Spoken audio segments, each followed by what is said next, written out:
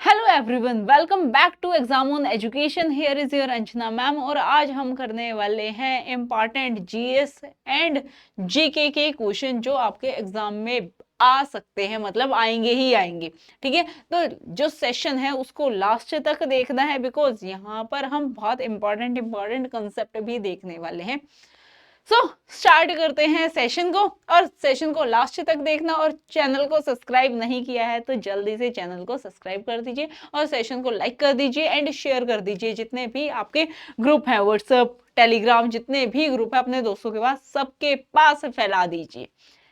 Then चलिए देख लेते हैं हमारा फर्स्ट क्वेश्चन क्या रहेगा। उससे पहले जितने भी क्वेश्चन हम करने वाले हैं लास्ट में आप मुझे कमेंट सेक्शन में जरूर बताओगे कि आपका स्कोर कितना रहा है।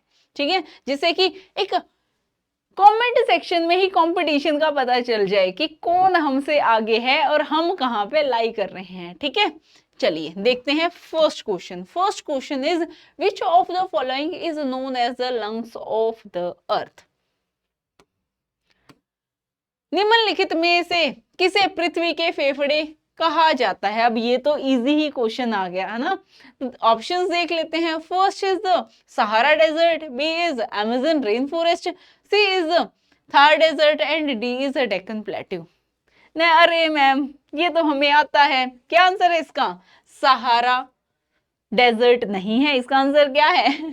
अमेजन रेन फॉरेस्ट है। अमेजन रेन फॉरेस्ट में हम देखेंगे कि बहुत सारे प्लांट्स हैं और वो क्या कर रहे हैं, ये काम कर रहे हैं as carbon sink. Carbon sink, carbon sink का मतलब है कि ये कार्बन डाइऑक्साइड को एब्जॉर्ब कर लेंगे और हमें क्या देंगे, हमें ऑक्सीजन दे देंगे, प्रोवाइड ऑक्सीजन, जिससे कि इनको क्या बोला जा रहा है, लंग्स ऑफ द अर्थ। ठीक है, चलिए नेक्स्ट क्वेश्चन देख लेते हैं। Next question is in India evergreen forest are mainly found in which region. भारत में सदाबहार वन मुख्यतः किस क्षेत्र में पाए जाते हैं? First is Rajasthan, B is western Ghat, C is Punjab and D is Haryana. अब देखो, सबसे पहले हम ना अपना मैप देख लेते हैं कि हमारे इंडिया का मैप कुछ इस टाइप का है। ठीक है, मैप में थोड़ी बहुत मिस्टेक हो तो भाई कोई बात नहीं, ठीक है, वैसे हम अच्छा ही बनाएंगे, है ना। अपना देश का मैप तो हमारे रग रग में बसा हुआ है। चलिए अच्छा ही बनाए, ठीक है, ओके। देन ये भी हमारा इंटीग्रल पार्ट है, अंडमान एंड निकोबार एंड लक्षद्वीप। तो चलिए देखते हैं, ये हमारा क्या है, इंडिया है। छोटा सा हमने इंडिया बना दिया है। और जब हम देखते हैं मॉनसून सीजन में, मॉनसून सीजन में हवाएं चलती है और हवाएं कैसे चलेंगी, इस डायरेक्शन में चलेंगी, और इस डायरेक्शन में चलेंगी तो हम यहाँ पे क्या बोल रहे हैं, यहाँ पे क्या है, अरेबियन सी, अरेबियन सी है। अरेबियन सी से हवाएं क्या करेंगी, पानी उठाएंगी, पानी उठाते हुए चलेंगी और चलेंगी तो यहाँ पे क्या है, हमने देखे हैं वेस्टर्न घाट है, पहाड़ है, और पहाड़ पे आते ही पहाड़ क्या बोलेंगे, हवा हवा रुको, सारे पानी यहीं पे, है ना, बछावर कर दो। तो यहाँ पे क्या आ जाएगी, यहाँ पे अब बारिश आ जाएगी। तो हम देखेंगे यहाँ पे क्या आ गई है, और बारिश आ गई है। और जहाँ पे बारिश होती है वहां पर कैसे, वहां पे बहुत सारे प्लांट्स रहते हैं, और कैसे फॉरेस्ट, जंगल अब यहाँ रहेंगे, कैसे रहेंगे, एवरग्रीन। तो आंसर क्या होने वाला है, हमने लॉजिक भी पढ़ लिया है, जो हमारा कंसेप्ट था वो भी हमने यहाँ पे कर लिया है। आंसर क्या है, आंसर इज वेस्टर्न घाट। ठीक है, उसके बाद जो बारिश है वो डिफरेंट स्टेट्स में हमें देखने को मिलेगी, एंड यहाँ से फिर से ये पानी उठा लेंगी।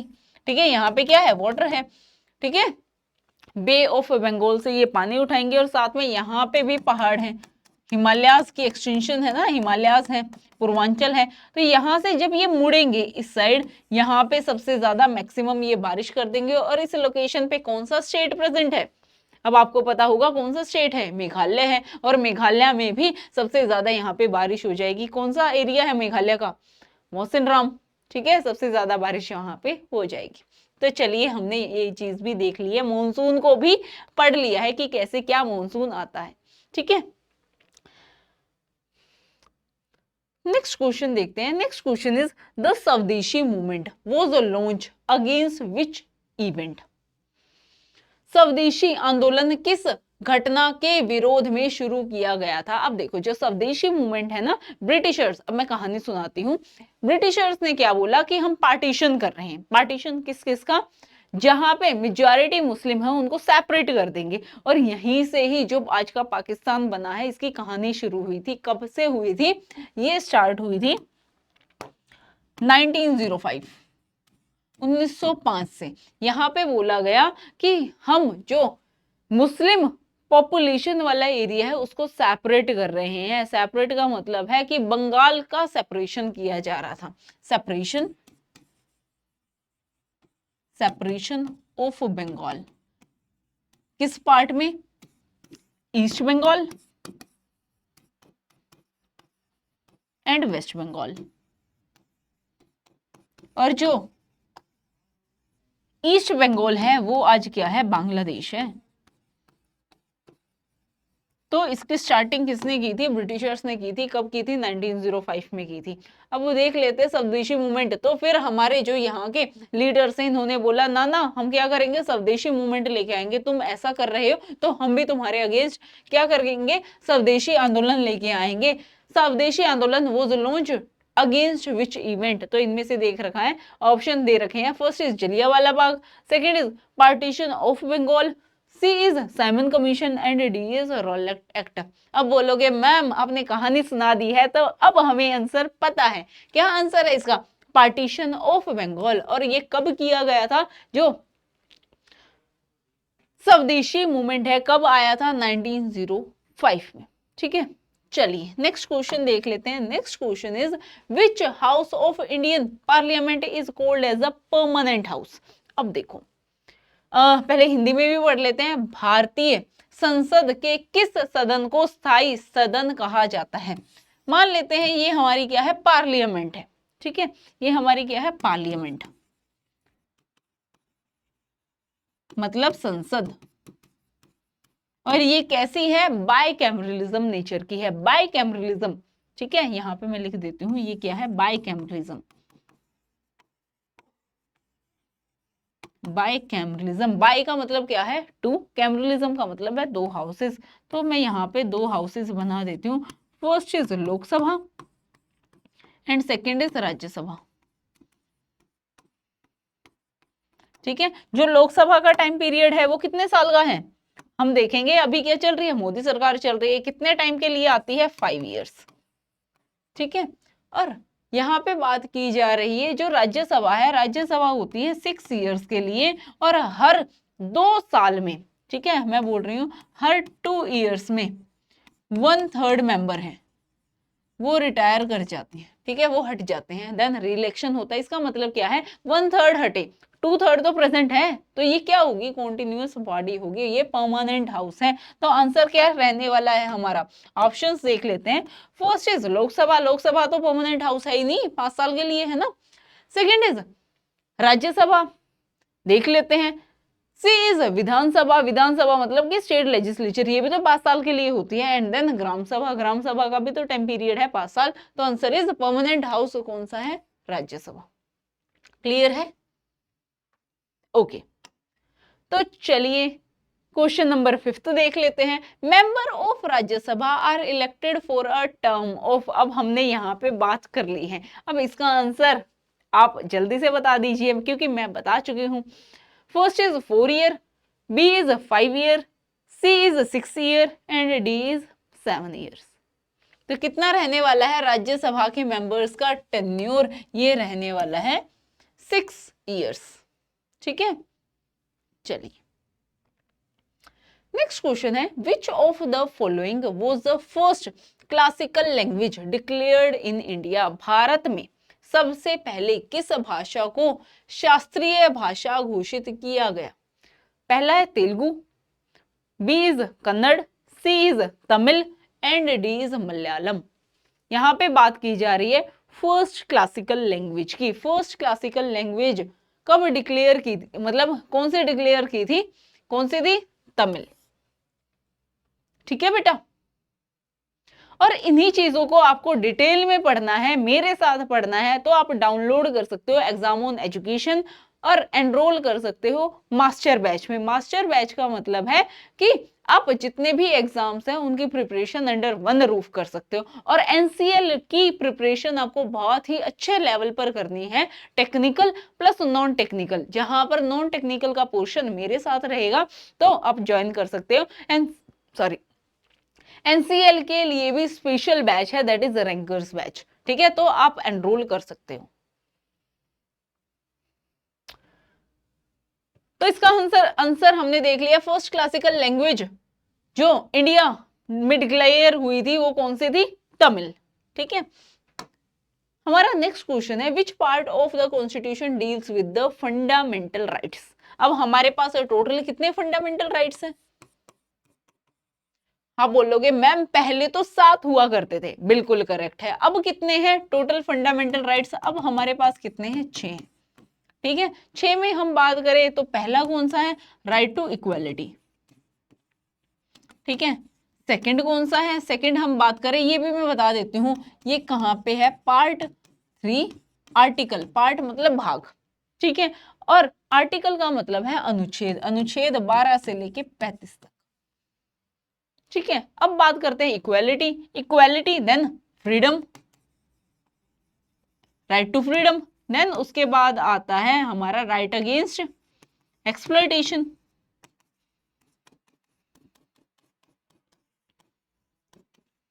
देन हम देखेंगे उसके बाद आता है हमारा religious, right to freedom of religious. Then हम देखेंगे कल्चरल एंड एजुकेशनल राइट।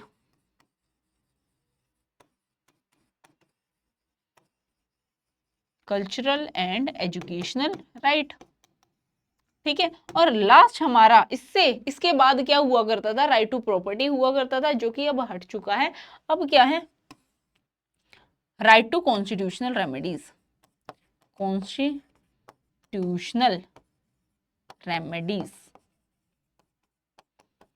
ठीक है, ये हमारे फंडामेंटल राइट्स हैं। और इससे भी क्वेश्चन आ सकता है, इनमें से इनका क्या आर्टिकल है, मतलब कौन से अनुच्छेद में ये लिखे गए हैं, तो वो भी अभी देख लेते हैं। जो आर्टिकल हम बोलते हैं राइट टू इक्वालिटी के लिए, ये क्या है? 14 to 18। ठीक है, 14 to 18। देन हम बात करेंगे फ्रीडम। फ्रीडम कहां से आती है? ये आती है 19 to 22। आर्टिकल 19 to 22 आर्टिकल में है ये, अनुच्छेद 19 से 22 तक। अब बात करते हैं राइट अगेंस्ट एक्सप्लॉयटेशन। इसके लिए 2 आर्टिकल है, आर्टिकल 23 एंड 24। अब आता है हमारे रिलीजियस राइट। रिलीजियस राइट कहां से शुरू होते हैं? 25 से, और कहां तक जाते हैं? 28 तक। 25 से 28 तक। ठीक है, अब है कल्चर, कि हमें अपने कल्चर को प्रिजर्व करना है, एजुकेशनल राइट्स मिलेंगे। तो ये कौन सा है? आर्टिकल 29 और 30। 31 हट चुका है, वो क्या था? राइट टू प्रॉपर्टी था। और उसके बाद राइट टू कॉन्स्टिट्यूशनल रेमेडी कौन सा है? आर्टिकल 32। क्लियर है? और अब हमने फंडामेंटल राइट के बारे में भी पढ़ लिया है कि कैसे क्या है। अब जल्दी से आंसर कर दीजिए। आंसर क्या होने वाला है? पार्ट हम देख चुके हैं, कितना है? पार्ट 3, तो भाग 3। क्लियर है? चलिए नेक्स्ट देख लेते हैं। The right to equality is provided under which article. अब यहां पे पूछा गया समानता का अधिकार संविधान के किन अनुच्छेदों में दिया गया है? First is 12 to 15, B is 14 to 18, C is 19 to 22 and D is 23 and 24। जल्दी से बताइए क्या आंसर है इसका। ये तो अब हम कर चुके हैं ना। Right to equality, right to equality कहां पे है? 14 to 18। ठीक है, चलिए नेक्स्ट क्वेश्चन देख लेते हैं। Next question is the Indian constitution describe India as. जो भारत का संविधान है उसमें भारत को किस रूप में वर्णित किया गया है? First is federal state. ठीक है, second is union of state, third is confederation and D is parliamentary union. अब हम बात करें आर्टिकल 1, जो अनुच्छेद पहला ही है, आर्टिकल फर्स्ट, वो बोलता है India that is Bharat, that is Bharat, India ही क्या है, भारत है, is a union of state, union of state rather than federation of state, कि ये फेडरेशन नहीं है, मतलब कि जो स्टेट्स है उन्होंने एग्रीमेंट करके वो आपस में इकट्ठे नहीं हुए हैं, ये क्या है, यूनियन, जितनी भी स्टेट्स हैं वो सारी इकट्ठी मिलके क्या बना रही हैं, एक देश बना रही है। जो हमारी स्टेट्स हैं फ्यूचर में वो अलग नहीं हो सकती, इसलिए बात की गई है, क्या डिस्क्राइब कर रहा है, तो हमारा आंसर क्या होने वाला है, India that is Bharat is a union of state, ठीक है। और जो अमेरिका है वो क्या है, फेडरल स्टेट है। क्लियर है। चलिए नेक्स्ट क्वेश्चन देख लेते हैं। Next question 10th question is which soil is best suited for the cotton cultivation, कपास की खेती के लिए कौन सी मिट्टी सबसे उपयुक्त है। फर्स्ट इज एलुवियल सॉइल, मतलब जलोढ़ मिट्टी, बी इज रेड सॉइल, लाल मिट्टी, सी इज ब्लैक सॉइल, काली मिट्टी, एंड डी इज लिटराइट सॉइल। तो आंसर क्या रहने वाला है, जो कॉटन कल्टीवेशन है वो किसके लिए, किस सॉइल में सबसे बढ़िया होगी, वो ब्लैक सॉइल में होगी, उसके लिए सुटेबल क्या है, ब्लैक सॉइल, ठीक है। Okay, next question is which river is known as the sorrow of Bihar, किस नदी को बिहार का शोक कहा जाता है। अब ये क्या होती है, जब भी ये बहाव में आती है वहां पे फ्लड आ जाती है, मतलब कि सब जगह पानी ही पानी हो जाता है, इसलिए इसको क्या बोला जाता है, शोक बोला जाता है। शोक किसका, शोक बिहार का, बिहार का शोक बोला जाता है। First is Ganga, B is Kosi, C is Son, and D is Gandak. Sorrow of Bihar क्या है, कोसी, कोसी रिवर को सोरो ऑफ बिहार बोला गया है। चलिए नेक्स्ट क्वेश्चन देख लेते हैं। नेक्स्ट क्वेश्चन इज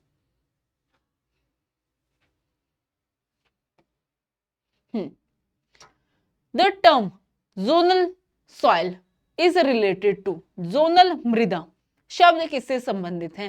फर्स्ट है climate and vegetation, B is only rainfall, C is only rivers, and D is rocks. अब जोन्स है, जोनल सॉइल, अब हम देखते हैं भारत में डिफरेंट डिफरेंट तरह की सॉइल मतलब मिट्टी मिलती है, तो ये जोनल सॉइल किससे रिलेटेड है, क्लाइमेट एंड वेजिटेशन से। जैसा क्लाइमेट होगा, जैसा वेजिटेशन होगा, उस अकॉर्डिंग हम ये टर्म यूज करते हैं, ठीक है। नेक्स्ट क्वेश्चन देख लेते हैं। 13 question is who founded the Arya Samaj, Arya समाज की स्थापना किसने की थी, ठीक है। फर्स्ट इज राजा राम मोहन रॉय, ठीक है, B is Swami Vivekananda, C is Swami Dayanand Saraswati, and D is Ishwar Chandra Vidyasagar. अब जो आर्य समाज है, आर्य समाज किसकी बात करते हैं, ये बात करते हैं जो आइडोलेट्री है उसको प्रोहिबिट करना चाहिए, मतलब जो मूर्ति पूजा है उसका ये खंडन करते हैं, ठीक है। और इसकी स्थापना कब हुई थी, 1875 में, ठीक है। और किसने की थी, ये की थी स्वामी दयानंद सरस्वती ने, ठीक है। और इन्होंने एक बुक भी लिख रखी है, बुक, ठीक है, उसका नाम है सत्यार्थ प्रकाश, सत्यार्थ प्रकाश, ठीक है। यहाँ पे इन्होंने अपने टीचिंग्स वगैरह लिख रखी हैं सारी चीजें, ठीक है। क्या इनके थॉट्स थे, क्या इनकी आइडियोलॉजी थी, क्या इनके कोर प्रिंसिपल थे, वो सारा इन्होंने सत्यार्थ प्रकाश में लिख रखा है। चलिए नेक्स्ट क्वेश्चन देख लेते हैं। Next question is who gave the slogan do or die, करो या मरो का नारा किसने दिया था।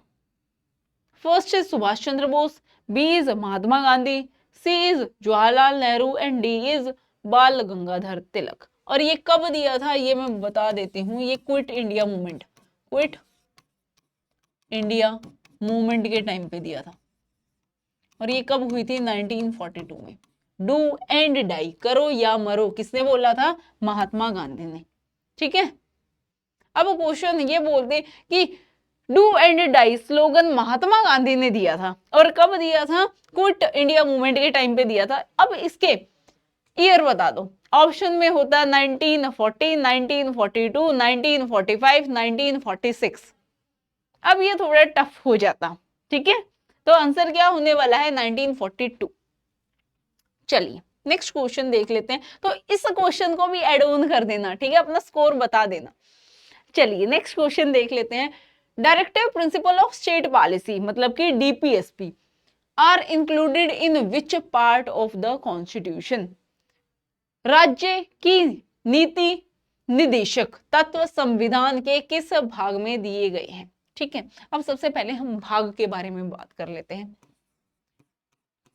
भाग कितने हैं हमारे? 1 से 25, टोटल कितने हैं? 25 भाग है, 25 पार्ट है,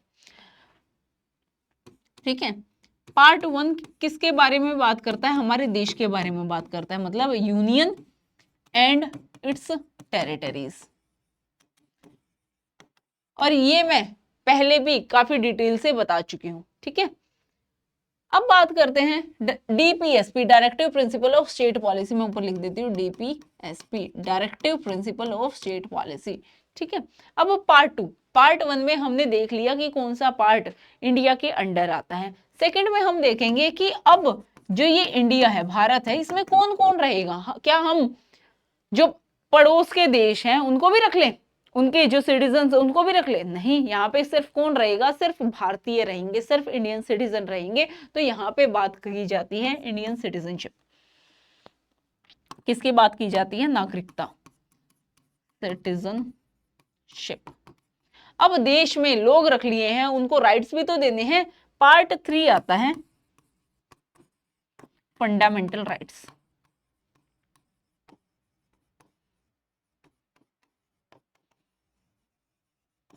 अब आता है पार्ट 4।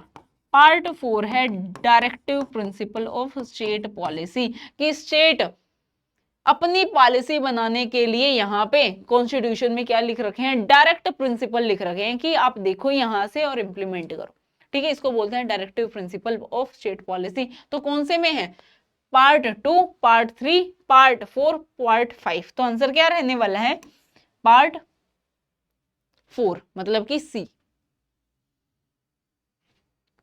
चलिए नेक्स्ट क्वेश्चन देख लेते हैं। Next question is which of the following is a fundamental duty of Indian citizen? निम्न में से कौन सा भारतीय नागरिकों का मूल कर्तव्य है? फर्स्ट इज कौन से? अब देखो ये कौन से आर्टिकल में है? आर्टिकल 15A में क्या है? हमारी फंडामेंटल ड्यूटीज दी गई हैं। और हमारी कितनी फंडामेंटल ड्यूटीज हैं?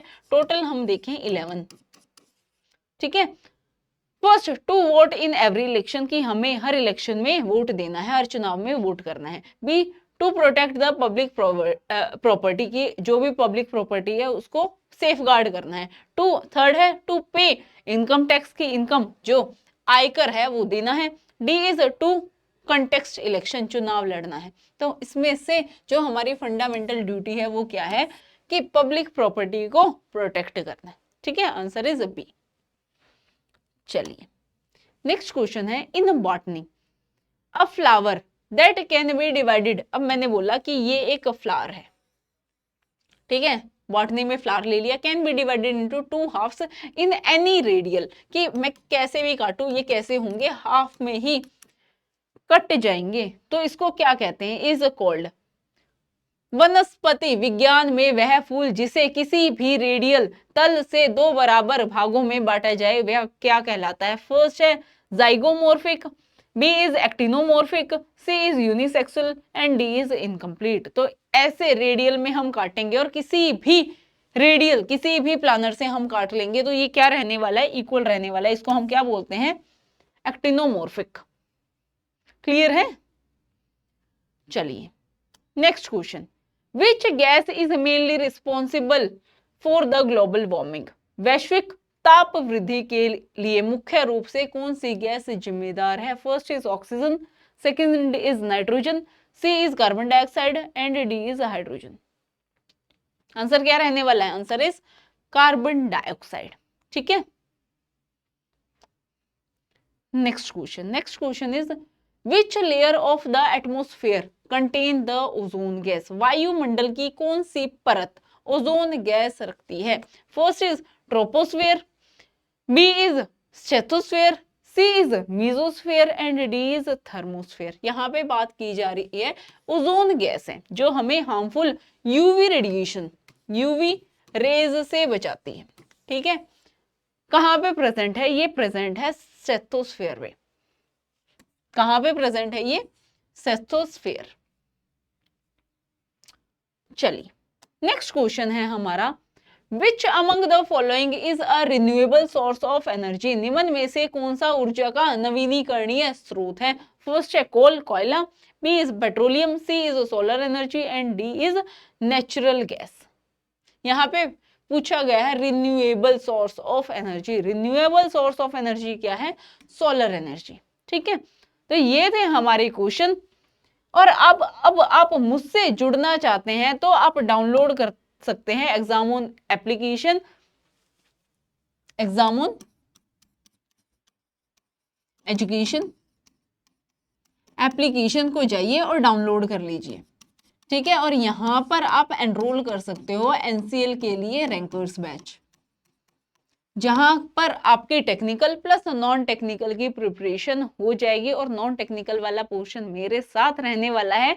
तो सेशन अच्छा लगा हो तो एप्लीकेशन को भी जरूर डाउनलोड कर लीजिए, बिकॉज पीडीएफ आपको यहीं अवेलेबल हो जाएगी और साथ में आप एनरोल कर सकते हो रैंकर्स बैच में, जहां आपको लाइव प्लस रिकॉर्डेड लेक्चर्स मिलने वाले हैं और जितने भी आपके डाउट हैं डाउट सेशन भी होंगे और साथ में डीपीपीज मतलब कि डेली प्रैक्टिस पेपर भी आपको मिलने वाला है, जिससे कि आपकी प्रिपरेशन नेक्स्ट लेवल पर पहुंच जाएगी। और सेशन अच्छा लगा हो तो लाइक शेयर एंड कमेंट जरूर करना, और चैनल पर नए जुड़े हो तो चैनल को सब्सक्राइब कर लीजिए। और मिलते हैं नेक्स्ट सेशन में, तब तक के लिए बाय बाय, टेक केयर।